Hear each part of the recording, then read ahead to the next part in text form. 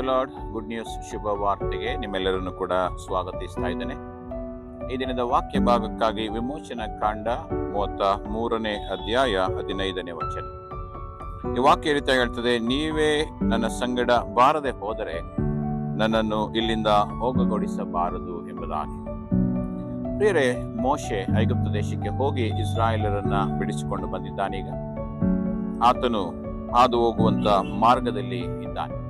ದೇವರು ಆತನಿಗೆ ವಾಗ್ದಾನ ಕೊಟ್ಟ ಹಾಗೆ ಇವರೆಲ್ಲರನ್ನ ನೀನು ಕಾನಾನ್ ದೇಶಕ್ಕೆ ಕರೆದುಕೊಂಡು ಬರಬೇಕು, ವಾಗ್ದಾನ ಮಾಡಿದ ದೇಶಕ್ಕೆಂಬುದಾಗಿ ದೇವರು ಹೇಳಿ ಕಳಿಸಿದ್ದಾನೆ.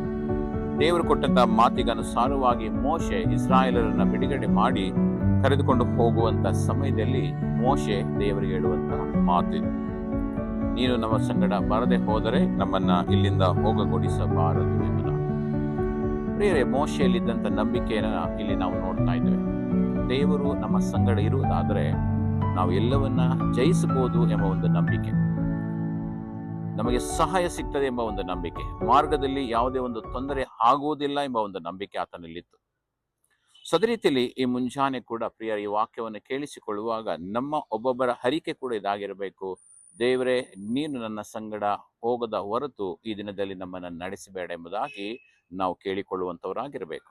ದೇವರು ನಮ್ಮ ಮುಂದೆ ಹೋಗುವಾಗ ವೈರಿಗಳು ಚದುರಿಸಲ್ಪಡ್ತಾರೆ, ನಮ್ಮ ಎಲ್ಲ ಅಡೆತಡೆಗಳು ಮುರಿಯಲ್ಪಡ್ತವೆ, ಅನಾರೋಗ್ಯಗಳು ಸ್ವಸ್ಥತೆ ಹೊಂದದೆ, ಅಸಮಾಧಾನಗಳು ಸಮಾಧಾನ ಸಿಗ್ತದೆ.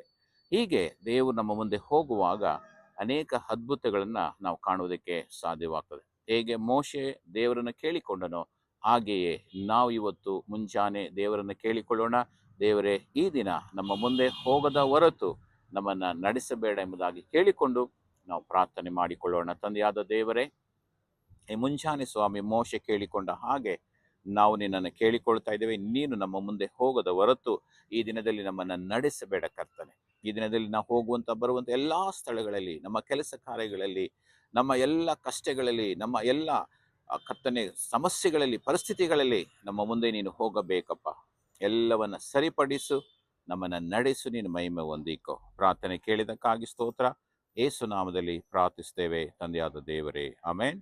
Price the Lord. God bless you.